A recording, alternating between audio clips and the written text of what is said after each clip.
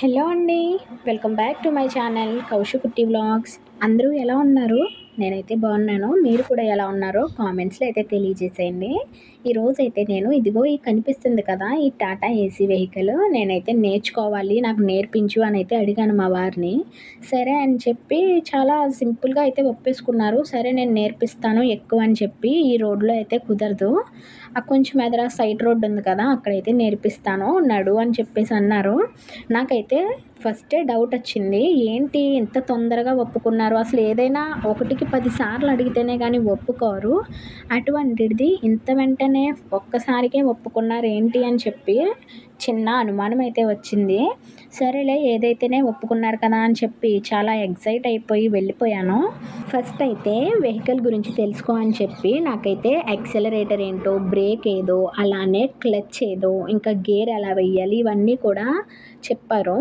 సరే అని చెప్పి నేనైతే సంతోషంగా వెళ్ళి ఆ డ్రైవింగ్ సీట్లో అయితే కూర్చున్నాను. ఎందుకో స్టార్టింగ్ నుంచి కూడా నాకు మా ఆయన మీద డౌట్గానే ఉందండి. ఎందుకంటే నేను పడుతున్న సంతోషం కంటే తానైతే బాగా ఎక్కువ సంతోషపడిపోతున్నారు. ముందైతే ఆ క్లచ్ని తొక్కిపెట్టి ఉంచమన్నారు. తర్వాత ఫస్ట్ గేర్ ఎలా వెయ్యాలో తనైతే చూపించారనమాట శాంపిల్కి. తర్వాత యాక్సిలరేటర్ మీద కాకుండా కాలు ఎప్పుడు కూడా ఫస్ట్ బ్రేక్ మీద పెట్టుకో అనేసి అన్నారనమాట. నేను వెహికల్ స్టార్ట్ చేస్తుంటే మా వారు గోవిందా గోవిందా అని అన్నారు. నేను స్టార్ట్ చేశానో లేదో మా వారైతే జోక్స్ స్టార్ట్ చేసేసారు. ఏంటంటే మా చిన్నోడు కూడా వ్యాన్లోనే ఉన్నాడండి. ఇంకా ఒరే అమ్మ వ్యాన్ నడుపుతుంది, నువ్వు నా దగ్గరికి వచ్చేరా మున్నా అంటే, అమ్మ నువ్వు నడపకు డాడీకి ఇచ్చేయి, నువ్వు ఇటు పక్కకి రా అని అంటున్నాడండి మా చిన్నోడు. నిజంగా వాడికైతే చాలా భయం వేసింది నేను అలా డ్రైవ్ చేస్తుంటే. ఇంకా మా వారైతే చాలా జోక్స్ వేసేసారు. అమ్మ ఈ బండి ఏ చెట్టుల్లోకి పెట్టేసినా మనమైతే ఈ పక్క నుంచి దూకేద్దాం బాబా, నువ్వేమి భయం పడకు అని కొడుకైతే ధైర్యం చెప్తున్నారు. వెయ్యించేది ఒక రౌండ్ అయినా పద్దాక నెత్తి మీద మొట్టికాయలు వేసి వేసి అయితే నేర్పించారండి. ఎందుకు అలా మొట్టికాయలు వేస్తున్నావు, నేను దిగి వెళ్ళిపోతానని కోపం పడితే, నేను ఎవరికి కూడా ఊరికే డ్రైవింగ్ నేర్పను, ఇలానే కొట్టి నేర్పిస్తాను అని చెప్పేసి అన్నారు. ఎలా అయితేనే ఒక రౌండ్ అయితే వేసేసాను. కానీ బ్రేక్ వేసినప్పుడు చిన్న మిస్టేక్ అయితే చేసేసాను. ఎందుకో తెలీదు, క్లచ్ మీద కాలు ఉంచకుండా డైరెక్ట్గా బ్రేక్ అయితే వేసేసాను.